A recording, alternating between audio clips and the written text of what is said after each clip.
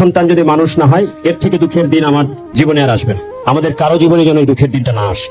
আমার ছেলে intermediate second ইয়ারে পড়ে, তো যখন ক্লাস 8 এ পরীক্ষা দিল, তো বললো বাবা আমি তো পরীক্ষা ভালো দিয়েছি, এ প্লাস পেতে পারি। এবং দেখো তোমার বাবা টেস্ট পরীক্ষায় টেস্ট পরীক্ষায় অঙ্কে ফেল করা, অঙ্কে 30 পেয়েছিলাম আমি টেস্ট পরীক্ষায়।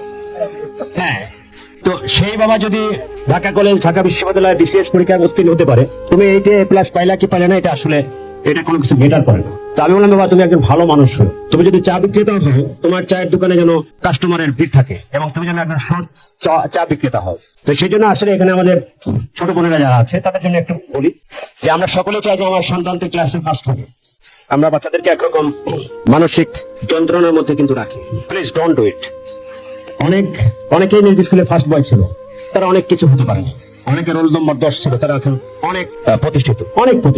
দেখেন এ প্লাস পেলে আমরা মানে দেই, কি বলে, স্ট্যাটাস দেই, আমার সন্তান এ প্লাস পেয়েছে, তার জন্য দোয়া চাই।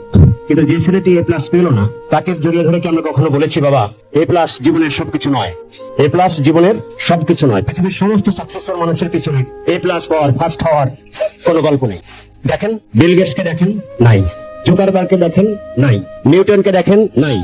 আইনস্টাইন, যাকে পৃথিবীর সেরা বিজ্ঞানী বলা হয়, সে কিন্তু হাবাগোবা টাইপের একটা, তাকে বলা হয় এক ধরনের প্রতিবন্ধী। আইনস্টাইনকে কিন্তু এক ধরনের প্রতিবন্ধী বলা হয়, এটা আপনারা জানেন কিনা আমি জানি না, জানার কথা। তো আইনস্টাইন জীবনে তার বাসার ঠিকানা ভুলে যেতেন প্রতিদিন, বাসার টেলিফোন নাম্বার ভুলে যেতেন প্রতিদিন, কিন্তু সে পৃথিবীর সেরা বিজ্ঞানী। টমাস আলভা এডিসন, আমি এই গল্পটি দিয়ে শেষ করবো। টমাস আলভা এডিসন, তাকে বলা হয় শতাব্দীর সেরা বিজ্ঞানী। উনি এত বেশি আবিষ্কার করেছেন এবং পৃথিবীর সভ্যতাকে পাল্টে দিয়েছেন টমাস আলভা এডিসন, একজন বিজ্ঞানী। আজকে যা কিছু আধুনিক যে সুযোগ সুবিধা আমরা ভোগ করছি, তার পিছনে টমাস আলভা এডিসনের বিশাল অবদান আছে। তো উনি যখন প্রাইমারিতে পড়তেন, তো উনি একেবারে মানে ডাল একটা স্টুডেন্ট ছিলেন। তো ওনার শিক্ষক ওনার মার কাছে একটা চিঠি লিখলেন যে মহোদয়া, চিঠিটি বাংলা করলে এরকম হয় যে মহোদয়, আপনার সন্তানটি অতিশয় বদ্ধ, তাকে স্কুলে রাখলে আমাদের স্কুলের বদনাম হবে, আপনি দয়া করে তাকে অন্যত্র ভর্তির ব্যবস্থা করুন। টমাস আলভা এডিসন সেই চিঠিটা নিয়ে বাড়িতে যান। তো চিঠিটা পড়ার পরে মা কাঁদতেছে। তো টমাস আলভা এডিসন বলছে, মা তুমি কাঁদছো কেন? তা বলছে, তোমার শিক্ষক তোমার সম্পর্কে এত ভালো ভালো কথা লিখেছে, তারা লিখেছে যে তোমাকে পড়ানোর মতো কোনো শিক্ষক ওই স্কুলে নাই, আশেপাশেও আমি দেখছি যে কোনো স্কুলে এরকম শিক্ষক নাই, আজ থেকে তোমাকে আমি পড়াবো, ঠিক আছে? তো টমাস আলভা এডিসন পরবর্তীতে শতাব্দীর সেরা বিজ্ঞানী হয়েছেন।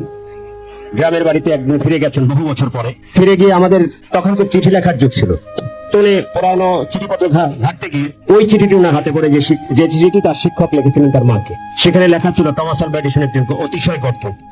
তিনি পরবর্তীতে ওনার আত্মজীবনীতে লিখেছেন যে টমাস আলভা এডিসন একজন গর্ধ ছাত্র ছিলেন, একজন মিথ্যাবাদী মা তাকে পৃথিবীর শ্রেষ্ঠ বিজ্ঞানী বানিয়েছে। তো মায়েদেরকে কখনো কখনো কিন্তু মিথ্যাবাদী দিতে হয়, এটাকে বলা হয় হোয়াইট লাই, যেটি অন্যকে ক্ষতি করে না। আর আমরা 1 নম্বর কম পাইলে অনেক মাকে দেখি চেষ্টা করতে, ব্লাড প্রেশার বেড়ে বাসায় একটা তুলকালাম কাণ্ড করতে। বাবাদের থেকে মায়ের এই কাজটা বেশি করেন, প্লিজ এই কাজটা করবেন না। আপনার বাচ্চাকে বলবেন যে ব্যর্থ হওয়া মানে জীবন থেমে যাওয়া না, পৃথিবীতে সফল হওয়ার জন্য ব্যর্থ হওয়ার দরকার আছে। কারণ পৃথিবীর সকলের পথটাই কিন্তু খুব মধুর না, খুব মসৃণ না। কোনো কিছু একবার চাইলে বাচ্চা আপনার সন্তানকে দিবেন না, প্লিজ। একবার চাইলে আপনার টাকা থাকলেও একবার চাইলে তাকে কখনো কোনো কিছু দিবেন না। তখন সে মনে করবে যে ইজিলি সবকিছু পাওয়া যায়। জীবনের কঠিন বাস্তবতা তাকে শেখাবেন, তাকে আরো শেখাবেন যে জীবনের চলার পথ কখনোই মসৃণ না, এবং তাকে আরো শেখাবেন সে যেন মানুষের প্রতি কৃতজ্ঞ হয় এবং মানুষকে যেন সে সম্মান করতে শেখে। তো আজকের এই আয়োজন, আজকের এই দিনটি স্মরণীয় হয়ে থাকবে, স্মৃতির পাতায় লেখা থাকবে। তোমরা অবশ্যই বলতে পারবে আজ এই দিনটাকে মনের খাতায় লিখে রেখো, হ্যাঁ, আমায় পড়বে মনে, কাছে দূরে যেখানেই থাক।